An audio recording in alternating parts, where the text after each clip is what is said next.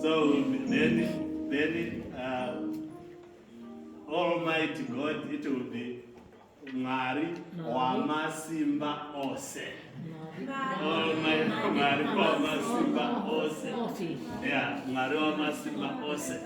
So it will be accompanied by some dances. If they are not going to be shy, they will be dancing for you while I